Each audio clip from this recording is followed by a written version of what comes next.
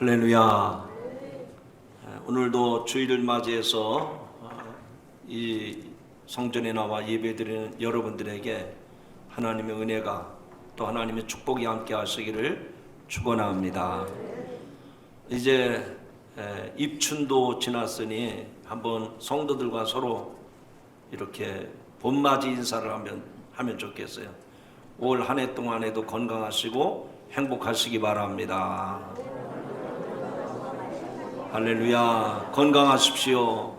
또 행복한 한 해가 되시기를 바랍니다. 어제가 정월 대보름이었습니다. 밤새 중천에 떠있는 보름달이 얼마나 큰지 아주 환히 비추는 달을 보면서 밤을 보냈습니다. 구정을 지난 지 꼭 보름이 지났습니다. 입춘도 지났습니다. 지난 2월 4일, 그러니까 지난주 화요일이 입춘이었습니다. 우리 조상들은 정월 조하루, 정월 대보름, 그리고 입춘, 이런 날들은 다 복과 관계가 있다라고 했습니다. 그래서 입춘이 되면 집집마다 대문에다가, 그리고 들보나, 그리고 기둥에다가, 그리고 천장에다가 써붙이는 글귀가 있죠. 입춘대길, 건양다경, 봄이 시작이 되니 크게 길하고 경사스러운 일이 많이 있기를 기원하는 그런 문구를 써붙였습니다. 그토록 우리 조상들은 복받기를 원했다 하는 것이죠. 이 정월 대보름에 대한 기록이 최초로 나타난 것은 삼국유사에 나오는데, 신라의 21대 왕이었던 소지왕이 정월 보름을 맞이해서 경주 남산의 천전정에서 산책을 하는 중에 쥐하고 까마귀가 왕에게 다가왔습니다. 그래서 그 쥐가 사람처럼 말을 하는 겁니다. 소지왕한테 말을 하는데, 왕이시여, 저 까마귀를 좀 쫓아가 보십시오. 그래서 병사를 시켜서 까마귀를 따라가 보니까 한 노인이 나타나서 왕에게 올릴 글을 바쳤는데, 그 봉투에 이 봉투를 열어보면 두 사람이 죽고 안 열어보면 한 사람이 죽을 것입니다 라고 쓰여져 있는 거예요. 그래서 신하가 소지왕에게 이 두 왕은 서민, 백성을 말하는 것이고, 한 사람은 소지왕을 뜻하니 안 열어보면 한 사람이 죽는다는데 왕 당신이 죽으니 어떻게 하겠습니까? 그래서 왕이 열어보라. 그러니까 그 봉투를 열어보니까 그 안에 사금갑이라는 글이 적혀 있는 거예요. 사금갑. 이 말은 검은 것 통을 활로 쏘라, 그런 뜻이에요. 그래서 이 왕이 대궐로 돌아와서 저 구석에 있는 검은 것 통을 활로 쏘니까 이게 웬일입니까? 그 안에 숨어있던 왕비가 승려와 간음을 하고 반역을 꾀하려고 했던 것을 알게 된 겁니다. 소지왕은 자신에게 이것을 알려준 까마귀에게 보답을 하기 위해서 정월 대보름날을 오기일이라 명명을 하고, 해마다 약식, 약밥이라고도 하죠. 이것을 지어서 제사를 드리게 했다고 전합니다. 이 제사의 풍습이 남아서 달도, 그러니까 모든 일에 조심하라는 뜻으로 전해지고 있는데, 대보름 후 첫 번째 오는 돼지날, 쥐날, 말날에는 이 모든 일을 삼가면서 행동거지를 경망스럽게 하지 않도록 했다고 합니다. 또 대보름에는 찹쌀과 밤, 대추, 꿀 등을 섞어 짜서 만든 약식을 만들어 먹었습니다.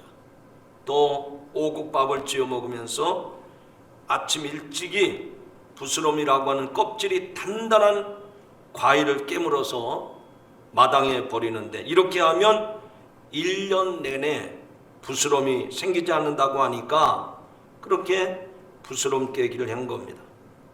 또 아침에는 데우지 않은 찬 술을 마시는데, 이 술을 귀박이 술이라 해서 1년 내내 귀가 잘 들리고 좋은 소식만 듣게 된다는 의미가 있어서 이 귀박이 술을 먹게 했답니다.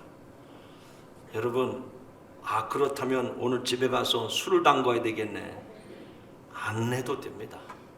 주일날마다 이 전에 와서 예배를 드리면 여러분의 귀가 열려지게 될 줄로 믿습니다.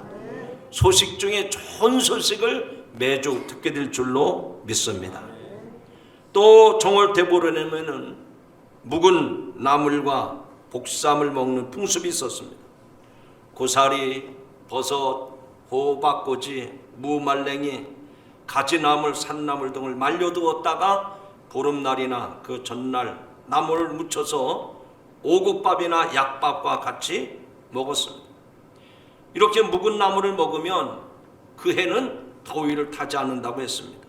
그래서 김이나 취 잎사귀로 오곡밥을 싸서 먹는 것을 복삼이라, 즉 복이 들어온다, 그렇게 믿고 이렇게 음식을 먹었습니다. 성도 여러분, 구정도 지났고 입춘도 지나가고 이제 정월 대보름도 어제 지나갔습니다. 이런 절기들을 통해서 우리는 복을 구하고 있는데, 여러분 정말 복 받고 있습니까? 여러분 지금 행복하십니까? 그러면 어떤 사람이 행복한 사람일까요? 어떻게 하면 행복한 삶을 살아갈 수가 있을까요? 우리가 알고 있는 행복의 조건과는 너무나도 차이가 나고 동떨어져 있는 모습을 보게 됩니다. 세상 사람들은 돈이 많으면, 명예와 권세와 건강이 있으면 행복하다고 하는데, 그러나 정말 그런 사람들이 행복한가 들여다보면 그렇지 않다고 하는 것을 알게 됩니다. 성경은 진짜 복이 있는 자가 누구인지를 말씀하고 있습니다. 특별히 오늘 시편 112편에서 여호와를 경외하며 그분의 계명을 크게 즐거워하는 자가 복이 있다라고 선언을 합니다.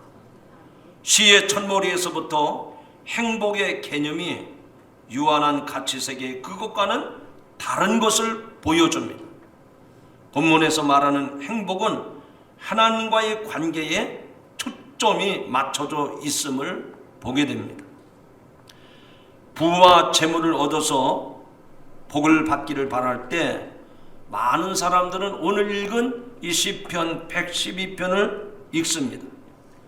악한 자들의 욕망이나 형벌은 귀에 듣기 싫으므로 10절 마지막 말씀은 떼어버리고 1절부터 9절까지만 읽기도 합니다. 공교롭게도 이 시편 112편은 앞에 있는 111편과 마치 신발의 한 켤레와 같이 짝을 이루는 시라고 말할 수가 있습니다. 절수가 둘 다 10절입니다. 각 행의 시작은 히브리어 알파벳 철자를 그 순서에 따라서 시작이 됩니다. 형태가 똑같은 데다 주제도 서로 통합니다. 111편은 하나님의 성품, 또 그 하나님의 신실하심을 노래합니다. 그 말씀 가운데 9절입니다. 여호와께서 그 백성을 속량하시며 그의 언약을 영원히 세우셨으니 그의 이름이 거룩하고 지존하시도다. 그에 대해서 같은 짝을 이루는 112편 오늘 본문의 말씀에는 하나님의 백성의 성품과 그 복된 것에 대해서 말씀합니다. 1, 2절에 보면 할렐루야 여호와를 경외하며 그의 계명을 크게 즐거워하는 자는 복이 있도다. 부와 재물이 그의 집에 있으며 그의 공의가 영구히 서 있으리로다. 자, 거기 말씀에 보면 여호와를 경외하며 그의 계명을 크게 즐거워하는 자는 복이 있도다. 한번 따라 하십시다. 여호와를 경외하며 그의 계명을 크게 즐거워하는 자는 복이 있도다. 여러분, 하나님을 경외하며 그의 계명을 즐거워하는 성도 여러분들이 되시기를 주님의 이름으로 축원합니다. 놀라울 정도로 크고 풍성한 복을 말씀하고 있습니다. 그 다음에도 자비와 긍휼 그리고 하나님의 의가 약속이 되어 있습니다. 이 복은 평안과 만족과 기쁨과 여러 가지 어려움 중에도 다행이라고 하는 그런 상태와 함께 일컫는 말입니다. 행복할 때 좋을 행과 합하여 복이 온다 하는 얘기죠. 여러분, 성경 말씀은 사람들에게 무조건 행복만 주는가? 그렇지 않습니다. 그러면 어떤 사람들에게 복을 주시는가? 하나님을 경외하는 자들에게, 그의 계명을 크게 즐거워하는 자들에게는 하나님이 복을 약속하셨습니다. 세상 사람들은 건강하고 부귀와 장수와 출세, 자손의 번성 등의 현상을 보고 복이 있다고 말을 합니다. 그러나 성경은 복의 근원 되신 하나님과의 관계가 바로 되어 있는 사람들에게는 복이 있다라고 말씀을 했습니다. 아까 읽은 말씀, 여호와를 경외하며 그의 계명을 크게 즐거워하는 자는 복이 있도다. 과연 여호와를 경외하는 사람들이 어떤 사람일까요? 그의 계명을 크게 즐거워하는 자들이 어떤 사람들일까요? 이것은 세상 것을 의지하고 신뢰하지 아니하고 오직 전능하신 창조주 하나님을 경외하고 그분의 뜻에, 그분의 말씀에 복종하며 살아가는 사람들, 이런 사람들이 복이 있다라고 말씀을 합니다. 사랑하는 성도 여러분, 복의 근원은 하나님 한 분뿐이신 줄로 믿으시기 바랍니다. 하나님께서 사람을 지으셨으므로 하나님의 뜻을 떠나는 사람은 결코 행복할 수가 없는 것입니다.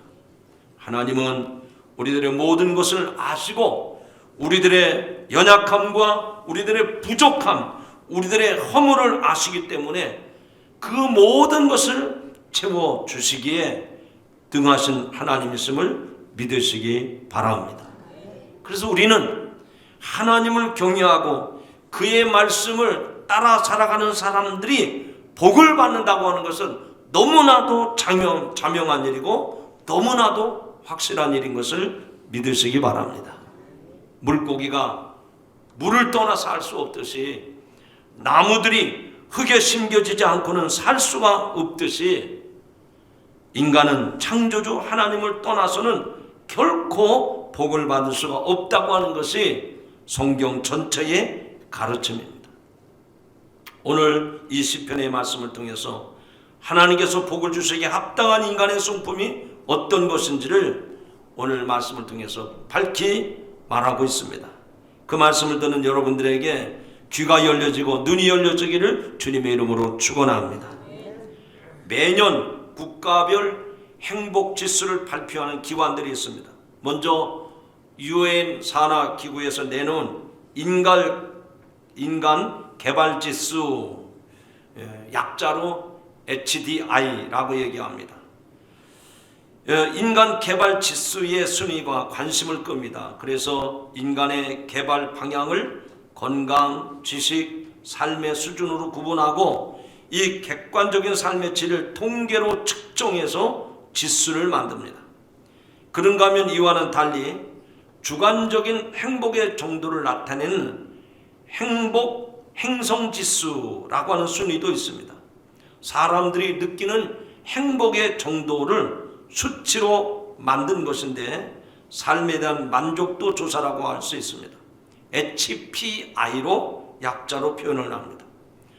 2002년 영국의 로스웰과 코엔이 만들어낸 인간 싱크탱크 신경제재단에서 내놓은 2012년 행복지수 보고서에 따르면 한국은 삶의 만족도와 기대 수명 등의 평가에서 산출한 그 행복지수인데 43.8을 얻어가지고 국가별 행복지수가 세계 151개국 중에서 63위를 기록했어요. 가장 행복한 나라로서는 저 중남미의 작은 나라 코스타리카가 꼽혔습니다. 그리고 이어서 베트남이 2위가 되었고 1위인 미국은 105위에 그쳐서 GDP 등 국가 경쟁 순위와 행복 지수가 아무런 관계가 없는 것으로 나타난 겁니다. 이 신경제재단이 매년 나라별 행복 지수를 분석해서 발표합니다. HDI 통계에서는 노르웨이나 핀란드 같은 북유럽 국가의 상위를 그런 나라들이 상위를 차지하고 있습니다. 우리나라는 평균 수명이나 이 국민 소득 부분에서 높은 점수를 받았지만 고용 안정이나 사회적 지원 분야 등에서 하위로 밀려서 종합 20위권을 기록하는 그런 모습이었습니다. 주관적인 행복지수 HPI 여기에서는 중남미 국가들이 강세를 보입니다. 2006년 발표 시에는 태평양 남서부에 있는 멜라네시아에 있는 인구 20만 명의 경제 빈국이었던 비투아투가 1위를 차지했습니다. 반대로 HDI 1위 국가였던 노르웨이가 HPI에서는 88위로 밀려났습니다. 우리나라는 100위 정도의 낮은 기록을 나타냈지만 또 이상하게 프랑스나 미국보다 우위에 있는 것으로 나타났습니다. 결국 무슨 말인고 하니 행복의 기준은 이렇게 서로 다르게 나타난다는 얘기입니다. 인간의 행복은 물질의 부유함이나 또 명예, 권력에서 오는 것이 아닙니다. 요즘 사람들의 입에 오르내리는 웰빙이나 삶의 질이 행복을 가져다 준다면 부자들이나 신체 건강한 자들이 가장 행복한 사람이 되어야 할 것입니다. 그런데 그 부자들을 보십시오. 최고의 부자라고 하는 사람들은 우리만도 못한 불행한 삶을 살고 있지 않습니까? 이 세상에서 최고의 권력과 명예를 쥐었던 사람들의 말로가 비참한 것을 우리는 보고 있지 않습니까?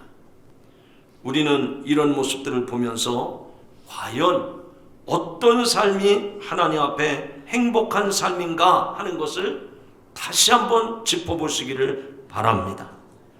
오늘 말씀을 통해서 하나님을 경외하며 그의 말씀을 묵상하는 자들에게 복이 있다고 말씀했는데 하나님을 경외하는 여러분에게 이런 행복이 있기를 주님의 이름으로 축원합니다. 여러분이 하나님을 인하여 나는 행복하다라고 믿으시는 분은 당신이 가장 이 세상에서 행복한 사람입니다. 왜냐하면 복의 근원과 연결되어 있기 때문에 복의 근원 되신 하나님과 매일 영적 교제를 이루기 때문에 그 하나님이 내 인생을 행복하게 하신다고 하는 확신을 갖기 때문에 그 사람이야말로 이 세상에서 가장 복된 성도인 줄로 믿습니다. 여러분, 우리가 생활하는 가운데 없어서는 안 되는 것이 있습니다. 그게 바로 물입니다. 어떤 사람이든지 어떤 가정이든지 물이 절대적으로 필요한 것입니다. 그래서 저 상수원에 물이 그 상수도를 통해서 수도 파이프를 통해서 내 집까지 연결이 되어 있으니 수도꼭지만 틀면 언제든지 물을 쓸 수가 있는 것입니다. 그러나 아무리 상수원에 물이 많이 있다 하더라도 수도 파이프가 연결되어 있지 않다면, 아니 그 수도꼭지가 잠겨져 있다고 하면 그 상수원의 어마어마한 물은 나하고 상관이 없는 겁니다. 이와 같이 축복의 원리도 마찬가지입니다. 이 세상에 여기저기 나름대로 행복이 있다라고 떠들지만, 그러나 복의 근원 되신 하나님과 연결된 사람만이 진정한 행복의 소유자인 줄로 믿으시기를 바랍니다. 이와 같은 축복의 원리를 모르는 사람들은 하나님께 나와서 예배드리는 성도들을 향해서, 아니 하나님 섬기면 그렇게 행복합니까? 예배를 드리는 게 그렇게 행복합니까? 반문하죠. 물어보죠. 성도 여러분, 많은 교회와 많은 성도들이 주일마다 시간마다 예배를 드리고 기도하고 찬양을 합니다. 그런데 그 예배 속에서 참으로 행복을 느끼면서 하나님 앞에 감사 찬송을 부르고 내 건강과 내 시간과 물질을 다 들여서 하나님을 영화롭게 하는 사람이 있는가 하면, 똑같은 예배당에 나와서 예배를 드리는데도, 기도를 하고 찬양을 하는데도 별로 재미를 못 느끼는 사람이 있어요. 그런 사람들은 왜 기쁨을 누리지 못할까요? 왜 만족을 누리지 못할까요? 자기 기대에 충족이 안 되니까, 자기 생각대로 만족함을 얻지 못하니까 예배당에 와서 예배를 드렸어도, 기도를 하고 찬양을 해도 행복하지 않다고 느끼는 거예요. 그래서 그런 사람들은 어떻게 합니까? 오히려 예배당에 가서 예배드리는 그 시간에 그냥 내 편한 대로 내 취미 활동이나 하고 문화생활을 하는 게 더 낫다고 여깁니다. 그래서 주일이면 교회 가야 할 성도가 등산하러 가고 낚시하러 가고 골프 치러 가고, 그래서 오늘 행복했습니까? 그러면 허전하다고 그래요. 그렇게 좋은 곳으로 시원한 공기 마시면서 즐기고 왔는데 오늘 행복했습니까? 물어보면 허전하다고 대답을 하는 거예요. 어떤 낚시광은 물 위에 낚싯대만 바라보아도 기분이 좋다고 그래요. 여러분, 그런 문화를 즐기는 사람들이 점점 더해갑니다. 지금도 우리의 성도들이나 우리의 가족 가운데는 이런 사람들이 많이 있어요. 그런 것을 한눈으로 볼 수 있는 것이 거리에 움직이는 차량의 변화를 통해서 볼 수가 있습니다. 주말이면 고속도로나 도로에 차량 정체로 길을 막힙니다. 그리고 그 수많은 차량들의 모습들을 보면, 예전에 조그만 자가용이라도 좋아했는데 요즘에는 그런 차량은 거의 보기 힘듭니다. 모든 사람들이 새 차를 선호하는데, 새 차를 출고할 때 선호하는 순위 차량이 SUV 차량. 이걸 뭔가 하니, 그냥 자가용 정도로만 쓰는 게 아니라 주말이나 시간을 내서 야외로 다니기에 편리한 차, 그래서 공간이 넓은 차, 이런 차량을 우리는 SUV 차량이라고 그러죠. 일반 승용차 개념보다는 여가 생활을 즐기기에 아주 좋은 차량을 말합니다. 실내 공간도 넓고 아주 편의 장비를 다 갖춘 이런 차들입니다. 이런 차량들이 점점 더 인기가 있어요. 제가 예언을 하죠. 앞으로는요, 이런 차량도 이제는 자취를 감춥니다. 앞으로는 어떤 차량이 나올까? GMC라고 하는 차 있죠? 아주 트럭같이 튼튼하게 생긴 차입니다. 힘이 얼마나 좋은지 계곡이든 산이든 어디든지 올라가는 차. 그럼 그 차가 왜 유행을 할까요? 지금은 캠핑족이 많아가지고 여기저기 캠핑을 다닙니다만, 보세요. 10년, 20년 후에는 요트 문화가 발달이 됩니다. 제가 지난 주중에 인천 서구 북항에 큰 목재소를 몇 군데 구경을 하고 왔어요. 그래서 그 목재소 안에 들어가서 이거저거 구경하는데, 한쪽 코너에 요트가 2대가 이렇게 얹혀져 있더라고요. 그래서 이 요트가 왜 목재소 안에 들어왔나 봤더니, 그 사장님은 돈을 많이 번 사장님인데 주말만 되면 자기 차에다가 요트를 달고 서해, 동해, 남해로 다닌다는 거예요. 요트를 타고 물고기 잡으러 다니는 거예요. 제가 20년 전에 미국 교회를 방문했을 때인데, 친구 목사님이, 김 목사님 여기 미국에 왔으니 한번 구경을 하고 가세요. 그래서 해군사관학교, 미국에 있는 해군사관학교 바로 근처에 있는데, 나는 해군사관학교라고 그래서 군함만 있는 줄 알고 생각을 하고 갔더니 그 주변에 요트가 정박해 있는데 얼마나 많은지 끝이 안 보일 정도로 요트가 세워져 이렇게 정박해 있더라고요. 그것도 조그만 것부터 큰 것까지. 그러면서 하는 말이, 앞으로는 골프나 낚시나 뭐 캠핑 가는 거 이런 시대는 지나간다는 거예요. 이제 마지막으로 문화생활을 즐기는 사람들은 이 요트 문화에 빠지게 된다는 거예요. 제 얘기를 듣고 요트에 또 사업을 하시는 분들이 또 계실지 모르겠네요. 여러분, 우리가 살아가는 세상은 이렇게 이런 저런 방법으로 나름대로의 행복을 구가하고 추구하고 있습니다. 그러나 우리는 크리스찬으로서 성경에서 말하는 행복은 어떤 것인가를 오늘 본문의 말씀을 통해서 살펴봐야 됩니다. 오늘 이 시편은 다윗의 시편인데, 정직한 자의 후손이 땅에서 강성해지는 복을 받고 부와 재물이 그의 집에 있을 것이라고 노래했습니다. 다윗이 복이 있는 자를 정직히 행하는 자라고 표현한 것을 보면 그의 공의가 영구히 서 있기 때문이라는 것입니다. 즉 하나님의 공의를 따라 정직하게 행하는 자가 진정으로 복이 있는 자라고 말씀을 합니다. 그래서 성도는 언제나 하나님을 생각하고 구원의 주님 우리 주 예수 그리스도를 바라보면서 이 믿음의 대로를 걸어가는 성도 여러분들이 되시기를 바랍니다. 우리가 살아가는 이 세상은 불법과 탈법과 편법 그리고 요행, 꼼수를 기대하고 거기에 행복을 추구하고 있습니다. 그러나 우리는 고람되어 항상 믿음의 정도를 걸어갈 때 하나님이 복이 있다고, 그런 자들에게 복을 주신다고 말씀을 하십니다. 일찍이 미국에 이민을 갔던 이의 해고담입니다. 그는 부두에서 하역을 하는 회사의 일꾼으로 들어가서 성실하게 일해서 정말 성실한 직원으로 인정을 받았습니다. 시간이 지나서 그는 조장이 되었고 하나님을 향한 감사도 더욱 커졌습니다.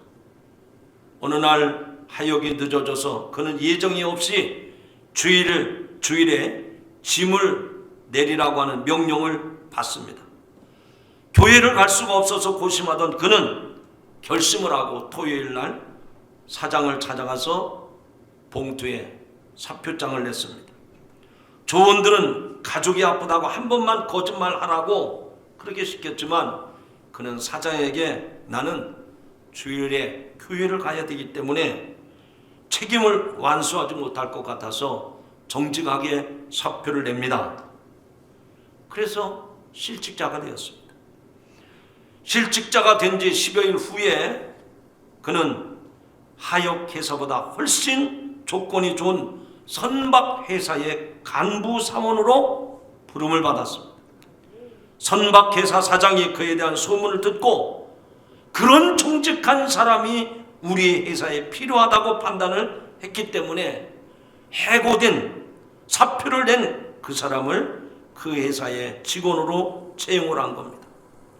그래서 그는 이 회사에 직장을 얻고 후에 그의 아들도 그 회사에 취업을 해서 중역으로 지냈다고 말합니다. 여러분, 하나님은 정직한 사람을 돌보시고 그를 칭찬하시고 그에게 은혜를 베푸시고 그에게 복을 더하시는 줄로 믿으시기 바랍니다. 어제 우리 교회 청년 예배를 드리고 나서 밥을 먹는데 밥 먹다가 뜬금없이 그런 얘기를 해요. 목사님, 자기는 영업 직원이기 때문에 항상 핸드폰을 받을 준비가 되어 있어야 된다고. 그래서 밥 먹는데도 핸드폰을 받을 수 있도록 이어폰을 끼고 있더라고요. 야, 그 직업정신이 투철하다. 참 대단하다. 그래서 칭찬하면서 제가 이렇게 얘기했습니다. 아무개야, 너 내일 주일인데 주일날도 와서 예배드리는 시간에 고객으로부터 전화 올까봐 이거 꽂고 있으면 안 된다. 왜 그렇습니까? 복은 하나님이 주시는 거기 때문에 예배 시간에 하나님을 하나님으로 인정하는 그 자세를 하나님이 눈여겨보신다. 예배를 드리고 있으면서도 이어폰 꽂고 나서 고객한테 전화가 오면 어떡하지? 이런 마음의 자세를 가지고서는 하나님이 복을 주시지 않는다. 성도 여러분, 오늘 이 본문 말씀에서 하나님을 경외하는 자에게, 정직하게 행하는 자에게 하나님은 복을 주신다고 다윗이 노래를 했다고 하는 것은 우리들의 생활의 일면에서도 그런 부분들을 점검하라는 겁니다. 옆에 성도들과 서로 눈을 마주치면서 인사하십시다. 하나님을 하나님으로 인정하시기 바랍니다. 하나님을 하나님으로 인정할 때 우리에게 형통하는 복을 주시는 줄로 믿으시기 바랍니다. 오늘 이 본문의 말씀을 통해서 하나님의 은혜를 받았다고 생각하는 사람은 그 은혜에 자기 만족에 빠져 있지 않습니다. 그 은혜를 또 다른 사람에게 전하는 거예요. 전염병 도는 것을 무서워하지 마십시오. 하나님의 은혜가 내게 주어졌다고 하는 것을 내가 감사하게 알고 그 놀라운 은혜를 또 다른 사람에게 전할 때 하나님은 그런 사람들에게 더 큰 은혜와 더 큰 축복을 베풀어 주시는 줄로 믿으시기 바랍니다. 오늘 본문 말씀 9절에 보니까 내가 가진 재물을 남에게 줄 수 있다면 복이 있으리라고 말씀을 합니다. 이웃을 돌아보며 구제한다면 영원한 의인으로 하나님의 칭찬을 받을 것이라고 말씀을 하십니다. 그러므로 여러분의 시간, 여러분의 건강, 여러분의 재물을 보람있게 나 자신만을 위해서가 아니라 하나님의 은혜를 다른 사람들에게 전파하는 곳에 그 건강을, 그 시간을, 그 재물과 그 달란트를 쓰시기 바랍니다. 그러면 하나님은 당신의 소문을 전파하는 그 사람에게 더 큰 은혜를 베풀어 주실 줄로 믿습니다. 예수님이 말씀하셨듯이 하나님이 주신 계명의 핵심은 첫째로 하나님 사랑하는 것, 하나님을 경외하는 겁니다. 그리고 또 한 가지는 이웃을 내 몸처럼 사랑하는 데 있다고 했습니다. 하나님을 사랑하는, 하나님을 경외하는 마음과 이웃을 섬기고자 하는 이런 마음이 있다고 하면 세상에 아무리 어려움이 온다고 하더라도 결국은 승리하고 하나님의 복을 받게 될 줄로 믿습니다. 네덜란드 영이었던 뉴기니에서 7년 동안 선교 활동을 했던 한 선교사님의 간증입니다. 선교사가 돈을 들여서 파인애플 밭을 만들었습니다. 그러나 선교사와 그의 가족들은 한 번도 파인애플을 먹어보지 못했습니다. 왜냐하면 파인애플이 채 익기도 전에 주민들이 몰래 따갔기 때문입니다. 밤을 지새우며 지켜보기도 했습니다. 또 경고판을 써서 붙여놓았어도 효과가 없습니다. 그러다가 그는 생각을 바꿨습니다. 어떻게? 그냥 놓아두기로 했습니다. 이 밭은 내가 지금까지 하나님께 받은 은혜였기 때문에 빈궁한 자들에게 주겠다는 마음을 가지고 경고판도 없애버리고 지키지도 않았습니다. 누가 따먹든 상관하지 않고 울타리도 철거했습니다.